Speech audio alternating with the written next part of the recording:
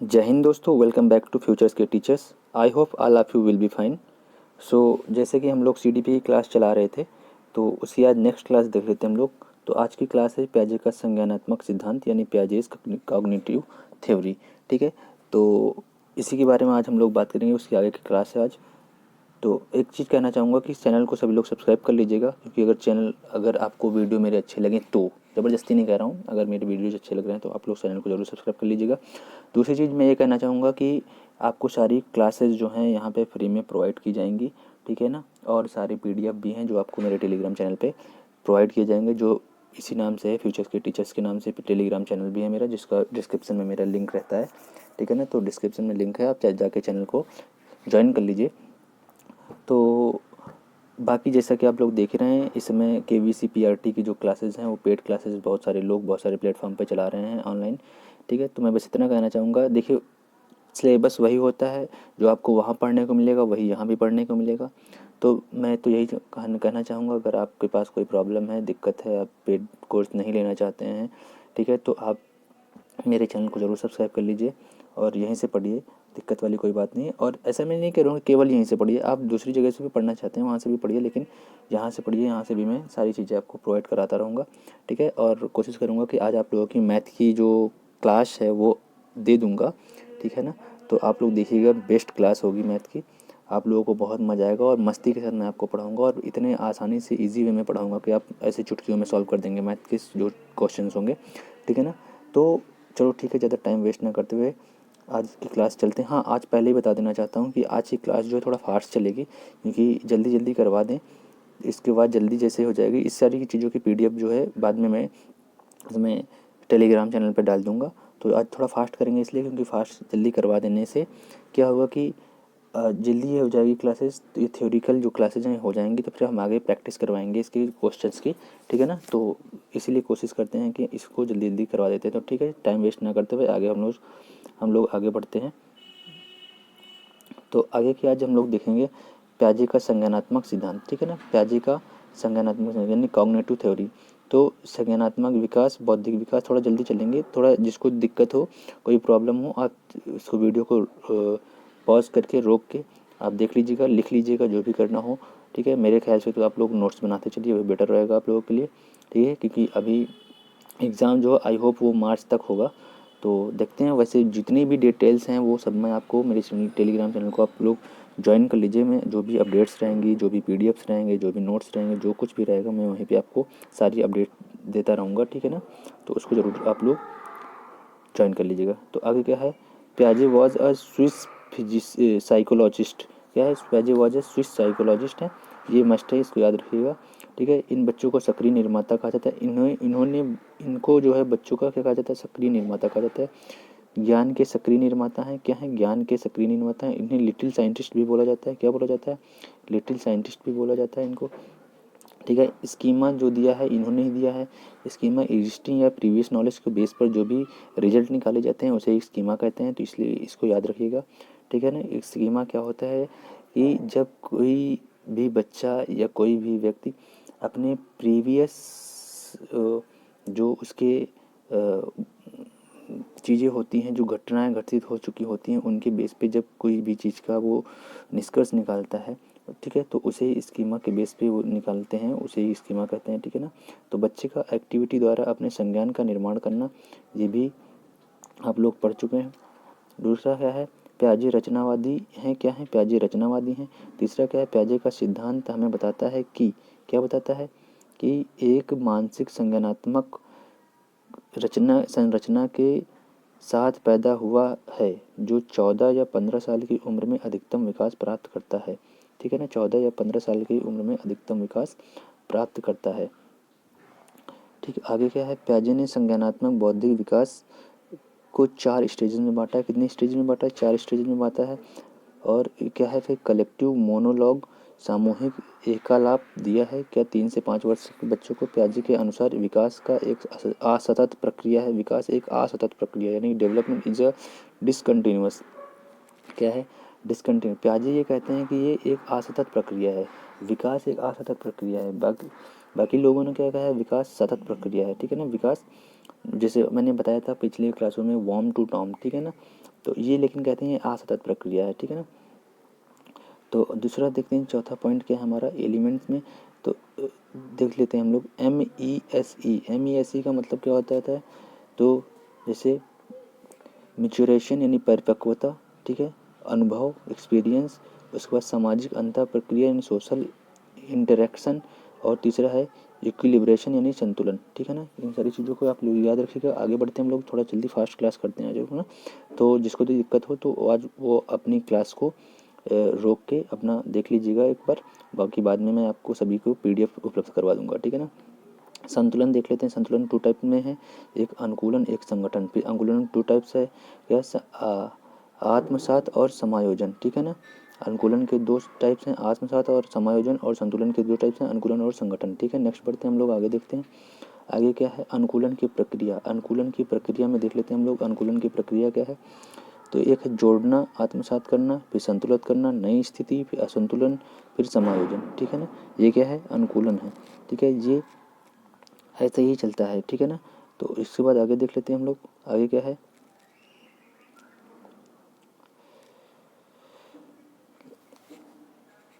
Assimilation में देख लेते हैं हम लोग इन्फॉर्मेशन को एग्जिस्टिंग स्कीमा में ऐड करना, ठीक है। एकोमोडेशन में देख लेते हैं हम लोग अपने इन्फॉर्मेशन में एडजस्ट, मैनिपुलेट, मॉडिफाई करना। क्या करना, मैनिपुलेट मॉडिफाई करना, ठीक है ना।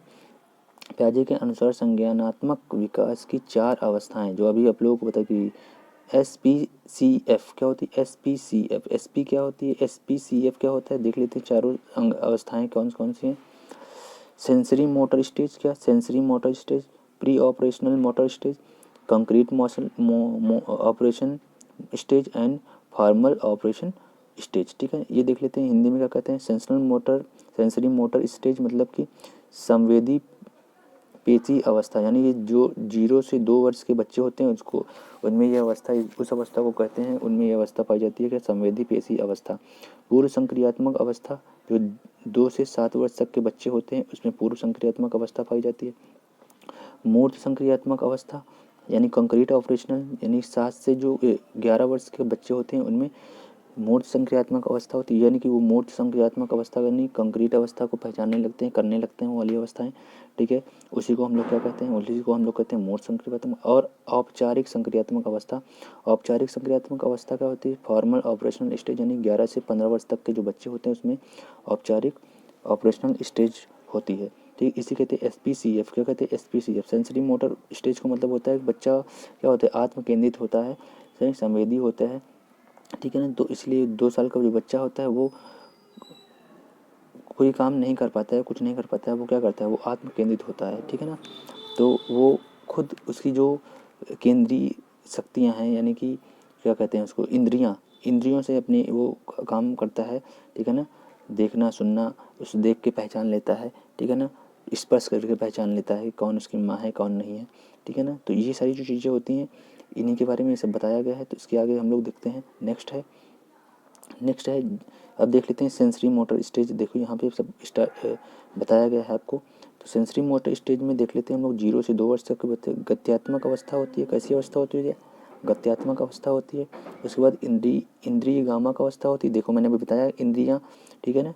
तो इंद्रिय गामक संवेदी पेशियाँ अवस्था होती है, जन्म से 2 वर्ष तक की आयु में होती है। वस्तु स्थायित्व होती है, ठीक है ना। क्या होती है, वस्तु स्थायित्व होती है, ठीक है। और विलंबित अनुकरण होता है। क्या होता है विलंबित अनुकरण, डिफर्ड इमिटेशन होता है, ठीक है। लक्ष्य निर्देशित व्यवहार होता है, लक्ष्य निर्देशित गोल डायरेक्टेड बिहेवियर होता है। क्या होता है लक्ष्य निर्देशित व्यवहार होता है छोटे बच्चों का, ठीक है ना। उनको जो करना है तो फिर वही करना है, ठीक है। आगे देख लेते हैं हम लोग, आगे क्या है। उसके बाद बच्चे की इंद्रियां ही शिक्षक होते हैं। इस अवस्था में सेंसेस आर टीचर्स, इस अवस्था में सेंसेस आर टीचर, जो मैंने अभी ऊपर आप लोगों को बताया था इंद्रियों के माध्यम से वो बच्चा काम करता है। तो यहाँ यही कहा जा रहा है कि बच्चे की इंद्रियां ही शिक्षक होते हैं। बच्चे की इंद्रियां ही क्या होती हैं, शिक्षक होती हैं। बच्चे इंद्रियों के माध्यम से ही सब जान पाते हैं, पता लगा पाते हैं, ठीक है ना। इस अवस्था में बच्चा हाथों व आँखों से सोचता है, अर्थात अपनी ज्ञानेंद्रियों से दुनिया की समझ विकसित करता है।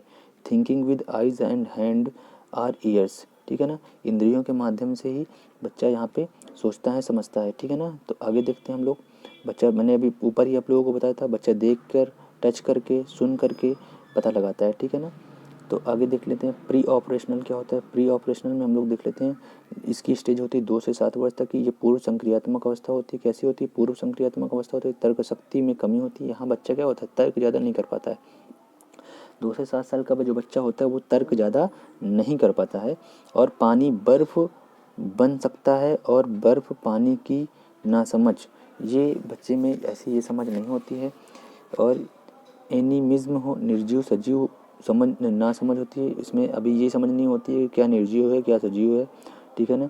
इस अवस्था में, नेक्स्ट वाले में देखते हैं, इस अवस्था में बच्चे को लगता है कि जैसा मैं सोचता हूँ वैसा ही पूरी दुनिया सोचती है। इस अवस्था में बच्चे को क्या लगता है, जैसा मैं सोचता हूँ वैसा ही पूरी दुनिया सोचती है। नेक्स्ट में देखते हैं हम लोग क्या होता है, ABCD का यानी कि सिम्बॉलिक थॉट होता है। बच्चे में सिम्बॉलिक थॉट का ज्ञान होता है। क्या होता है, ABCD का बच्चा देख देख के अक्षर को, यानी इमेजेस देख के समझना चालू कर देता है। इसी अवस्था में क्या होता है, बच्चे देख देख के समझना चालू करते थे। क्या का है, क्या खा है, क्या गा है, क्या ए है, क्या बी है, क्या 1 है, क्या 2 है, ये यहाँ पे बच्चा समझना चालू कर देता है। नेक्स्ट देखते हैं हम लोग लैक ऑफ कन्वर्जेशन यानी संरक्षण।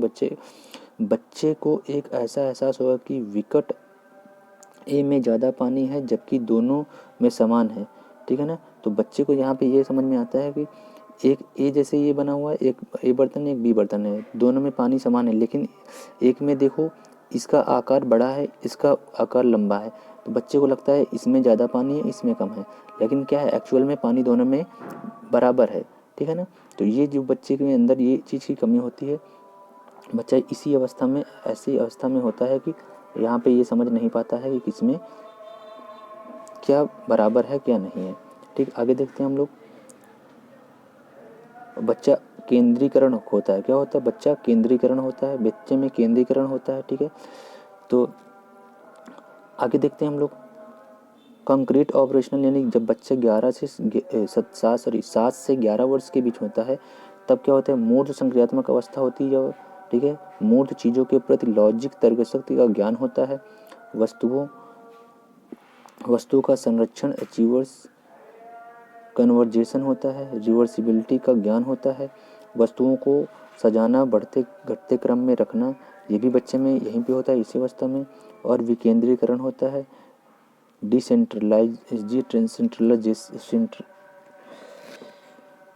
ठीक है। तो ये होता है डिसेंट्रेशन होता है, ठीक है ना। तो इसके आगे हम लोग देखते हैं आज। तो आगे देखते हैं CCS क्या होता है। CCS की ट्रिक क्या होती है। C मतलब होता है कंजर्वेशन, सॉरी आई थिंक आज मैं जल्दी के चक्कर में गड़बड़ियाँ हो रही हैं मुझसे, ठीक है। तो कंजर्वेशन, C मतलब कंजर्वेशन, क्लासिफिकेशन, और C मतलब सीरिएशन, ठीक है ना। तो C मतलब पहले C मतलब होता है कंजर्वेशन, दूसरे C मतलब होता है क्लासिफिकेशन, और S का मतलब की होती है क्या होती है, 11 से 15 वर्ष तक की होती है, ठीक है। इसमें अब्स्ट्रैक्ट यानी अमूर्त चिंतन यानी लॉजिक कॉन्सेप्ट को बच्चा समझने लगता है। यहाँ पे इस उम्र में क्या होता है, बच्चा लॉजिक को समझने लगता है, कॉन्सेप्ट को समझने लगता है, समझने की कोशिश करता है, ठीक है ना। परिकल्पनात्मक निगमनात्मक तर्क करता है, बच्चा तर्क करने लगता है। यहाँ पे चिंतन भी करने लगता है, निगमनात्मक चिंतन भी करने लगता है, ठीक है ना। नेक्स्ट देखते हैं हम लोग। नेक्स्ट में है लेव वाइगोत्स्की का सामाजिक सांस्कृतिक परिप्रेक्ष्य, ठीक है। तो लेव वाइगोत्स्की ने क्या कहा है, ये हम लोग देख लेते हैं। लेव वाइगोत्स्की के अनुसार क्या है, यह एक रूसी वैज्ञानिक थे। लेव वाइगोत्स्की क्या थे, यह एक रूसी वैज्ञानिक थे, रूस के रहने वाले थे। यह एक सामाजिक रचनावादी थे। सामाजिक रचना यानी सोशल कंस्ट्रक्टिविस्ट थे। सामाजिक सांस्कृतिक पहलुओं पर ध्यान केंद्रित, इनका सामाजिक सांस्कृतिक पहलुओं पर भी ध्यान केंद्रित था। नेक्स्ट देख लेते हैं हम लोग। नेक्स्ट क्या है, और इनमें सामाजिक सृजनवाद का जनक इनको कहा जाता है। क्या कहा जाता है, सामाजिक सृजनवाद का जनक कहा जाता है। बच्चे द्वारा ज्ञान का सृजन किया जाता है। क्या किया जाता है, बच्चे द्वारा ज्ञान का सृजन किया जाता है। वाइगोत्स्की के अनुसार किसी भी बच्चे का विकास सामाजिक परिस्थिति में संभव ही है। वाइगोत्स्की कहते हैं कि किसी भी बच्चे का जो सामाजिक परिस्थिति में ही विकास संभव है, ठीक है ना। दूसरा क्या है, बच्चों का संज्ञानात्मक विकास सामूहिक प्रक्रिया द्वारा संभव हो पाता है। ये भी ग्रुप लर्निंग यानी कि क्या, ग्रुप लर्निंग। वाइगोत्स्की कहते हैं बच्चे का जो विकास है वो सामूहिक प्रक्रिया में बहुत अच्छे से होता है, ग्रुप लर्निंग में बहुत अच्छा से होता है। फिर ये ग्रुप लर्निंग का कॉन्सेप्ट किसने दिया, वाइगोत्स्की ने दिया, इसको याद रखिएगा आप लोग, ठीक है ना। बच्चे सामाजिक अंतःक्रिया द्वारा ही सीखते हैं, क्या, सोशल इंटरेक्शन द्वारा ही सीखते हैं बच्चे। बच्चे किसके द्वारा सीखते हैं, सोशल इंटरेक्शन के द्वारा ही बच्चे सीखते हैं, ठीक है। उसके बाद वाइगोत्स्की के अनुसार विकास एक सतत प्रक्रिया है जो जीवन पर्यंत चलती है। क्या है, देखो अभी हम लोगों ने ऊपर पढ़ा था कि वो प्याजे के अनुसार, प्याजे ने कहा था विकास जो है जीवन का असतत प्रक्रिया है, ठीक है, जीवन में असतत प्रक्रिया, यानी कि ये विकास जो असतत प्रक्रिया उन्होंने कहा था। और ये क्या कह रहे हैं, ये कह रहे हैं कि सतत प्रक्रिया है। क्या, कैसी प्रक्रिया, सतत प्रक्रिया है, ठीक है ना। नेक्स्ट देख लेते हैं हम लोग, विकास एक किसने कहा ये सतत प्रक्रिया है, ये भी देख लीजिए, वाइगोत्स्की के अनुसार ये एक सतत प्रक्रिया है, ठीक है। ये सारी चीज़ें याद रखिएगा, ये कॉन्सेप्ट जो होते हैं यही क्वेश्चन होते हैं, इसी तरह के क्वेश्चन होते हैं जो एग्जाम में बनते हैं, ठीक है ना।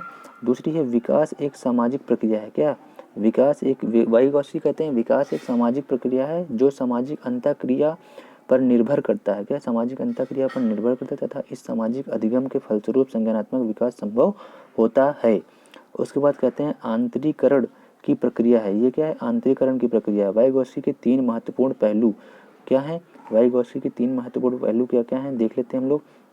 तो वाइगोत्स्की के 3 महत्वपूर्ण पहलू क्या है, सोशल इंटरेक्शन, ठीक है ना, सोशल इंटरेक्शन, ठीक, सोशल इंटरेक्शन, कल्चर यानी संस्कृति, और तीसरा है लैंग्वेज।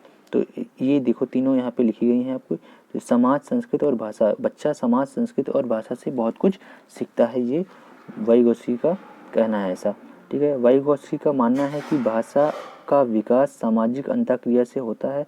भाषा व्यक्ति के लिए सबसे बड़ा यंत्र है। क्या है, भाषा व्यक्ति के लिए सबसे बड़ा यंत्र है, इसके द्वारा हम एक दूसरे के साथ बातचीत कर पाते हैं, वह ज्ञान का सृजन करते हैं, ठीक है। वाइगोत्स्की कहते हैं भाषा सामाजिकरण का सबसे बड़ा यंत्र है, भाषा व्यक्ति के लिए सबसे बड़ा यंत्र है, ठीक है। ये कौन कहता है, ये वाइगोत्स्की कहते हैं।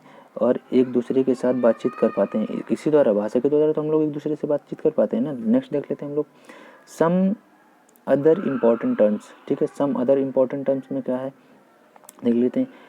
संभावित विकास का क्षेत्र होता है, क्या होता है, फिर अस्थायी मदद होती है, ठीक है। और कह रहा है anybody who knows more in a particular area, यानी कुछ ऐसे लोग जो बहुत कुछ जानते हैं किसी पर्टिकुलर एरिया के बारे में। तो ये वाइगोत्स्की के ही टर्म्स हैं, इनको थोड़ा सा देख लीजिएगा, ठीक है। नेक्स्ट देखते हैं हम लोग, नेक्स्ट क्या है, जोन ऑफ प्रॉक्सिमल डेवलपमेंट, ठीक है, इसको आप लोग देख लीजिएगा, ठीक है। स्टेप लर्नर कैन डू, ठीक है ना, तो इसको आप लोग देख लीजिएगा। तो आगे बढ़ते हैं हम लोग,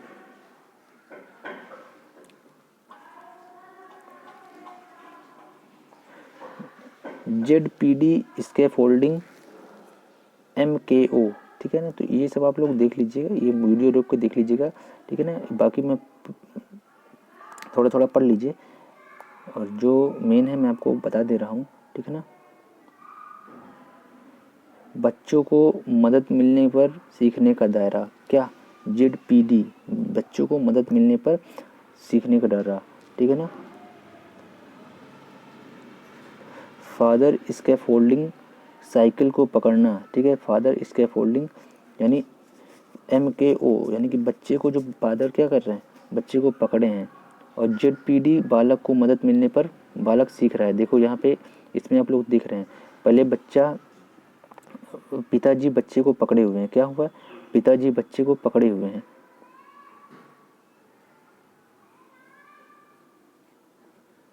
ठीक है। ये देखो पिताजी बच्चे को पकड़े हुए हैं, फिर यहाँ पे इन्होंने क्या किया, छोड़ दिया, ठीक है ना।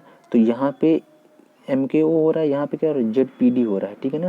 तो ये चीज़ याद रखिएगा, इसी को कहते हैं, इसी यहाँ से हम लोग, हमें लगता है आप लोग समझ गए। भाषा के 3 रूप होते हैं, कौन कौन से, ये भी देख लेते हैं हम लोग। भाषा के 3 रूप होते हैं, कौन कौन से होते हैं, तो सोशल स्पीच, सामाजिक वॉक, 2 वर्ष के ऊपर उम्र का उदाहरण, दुनिया में बात करना, यानी कि दुनिया में बात करना, दुनिया के ऊपर जो बात करते हैं, सोशल स्पीच होता है, प्राइवेट स्पीच होता है, और साइलेंट इनर स्पीच होता है। ये आप लोग इसको देख लीजिएगा। इस उम्र के बच्चे 3 3 से अधिक उम्र के बच्चे प्राइवेट स्पीच करते हैं। 7 से अधिक वर्ष के बच्चे क्या होते हैं, साइलेंट इनर स्पीच करते हैं, मौन आंतरिक, यानी हम अपने मन में अंतर अपने आप से बात करते हैं, ठीक है ना। तो ये सब आप लोग देख लीजिएगा। और जो प्राइवेट स्पीच होते हैं, जो बच्चे खुद से अकेले में बड़बड़ाते रहते हैं, जो बड़बड़ाना होता है ना, उसे प्राइवेट स्पीच कहते हैं, ठीक है ना। आगे देख लेते हैं हम लोग। आगे क्या है, आगे है zone of proximal development, ZPD, zone of proximal, जिस दायरे में किसी की मदद से बच्चे का संभावित विकास होता है। जैसे अभी ऊपर आप लोगों को बताया था, पापा साइकिल पकड़े हैं और फिर धीरे धीरे करके क्या हो रहा है, पापा ने साइकिल छोड़ दिया, बच्चे को लग रहा है पापा साइकिल पकड़े हैं, बच्चा उसी से उनकी मदद से सीख लेता है साइकिल चलाना, ठीक है ना। तो उसी ZPD कहते हैं, जोन ऑफ प्रॉक्सिमल डेवलपमेंट, ठीक है ना। नेक्स्ट देखते हैं, कोई छोटा या बड़ा द्वारा ज्ञान ग्रहण करना, किसी छोटे या बड़े के द्वारा ज्ञान ग्रहण करना। जैसे MKO, जैसे वहाँ पे मैंने बताया था पापा साइकिल पकड़े हैं, ठीक है, तो उनके द्वारा ही तो वो चलाना सीख पा रहा है ना, तो ठीक है। छड़ी की मदद है। और स्कैफोल्डिंग देखो लेते हैं, स्कैफोल्डिंग, तो स्कैफोल्डिंग टेम्परेरी हेल्प, यानी टेम्परेरी, ये एक छड़ी की मदद होती है। स्कैफोल्डिंग क्या होती है, एक छड़ी की मदद होती है, थोड़ी देर के लिए कोई मदद करता है, उससे हमको सीखने को कुछ मिल जाता है। स्कैफोल्डिंग एक छड़ी की मदद है, यह तब तक जारी रहेगी जब तक हम खुद को काम ना करने लगें, जब तक हम खुद काम ना करने लगें। तो नेक्स्ट देखते हैं, नेक्स्ट बढ़ते हैं। तो देखिए वीडियो अगर आप लोगों को अच्छा लग रहा है तो चैनल को सब्सक्राइब जरूर कर लीजिएगा, ठीक है ना, चैनल को सब्सक्राइब जरूर कर लीजिएगा। तो क्योंकि आप लोग सब्सक्राइब करेंगे, ठीक है, तो हमारा भी मनोबल बढ़ेगा और हम और भी अच्छी अच्छी वीडियोज़ लेके आएंगे आप सभी लोगों के लिए, ठीक है। तो ये सब देख लीजिएगा, सम मोर टर्म्स, ठीक है। आगे देखते हैं, कोहलबर्ग का नैतिक विकास का सिद्धांत, किसका, कोहलबर्ग का नैतिक विकास का सिद्धांत। तो कोहलबर्ग का नैतिक विकास का सिद्धांत, theory of Kohlberg moral development, इन्होंने अपने प्रयोग में पूर्ण रूप से पुरुष को लिया, इसलिए इस सिद्धांत को जेंडर बेस्ड थ्योरी भी कहते हैं। क्या कहते हैं, जेंडर बेस्ड थ्योरी भी कहते हैं। और कैरोल गिलिगन कोहलबर्ग, यानी कि इन्हीं का नाम है ना, नहीं, कैरोल गिलिगन और कोहलबर्ग ही छात्र थी। क्यों, कैरोल गिलिगन जो कोहलबर्ग की छात्र थी, इसका मानना था कि थ्योरी फेमिनिस्टिक पर्सपेक्टिव, यानी कि नारीवादी नैतिकता का ध्यान नहीं रखती। क्या कह रही थी, नैतिकता का ध्यान नहीं रखती। कोहलबर्ग की एक स्टूडेंट थी जो ये कह रही थी कि इनकी थ्योरी जो है वो क्या है, नारीवादी नैतिकता का ध्यान नहीं रखती है, ठीक है। सही गलत को पहचानना नैतिकतावादी कहलाती है, ठीक है, सही गलत को पहचानना ही नैतिकतावाद कहलाता है। नैतिक क्या है, तर्क करना, ठीक है, नैतिक तर्क क्या है, देख लीजिए, नैतिक तर्क, ठीक है, बच्चे तर्क शक्ति का उपयोग करते हैं, नैतिक तर्क कहलाता है, ठीक है। ये आप लोग देख लीजिए, कोहलबर्ग के नैतिक सिद्धांत का जीन पियाजे के संज्ञानात्मक विकास सिद्धांत में इंस्पायर्ड है, ठीक है। तो ये आप लोग देख लीजिए, 4 से 10 साल और 2 चरण होते हैं इसके पूर्व परंपरागत के। तो नेक्स्ट देख लेते हैं हम लोग,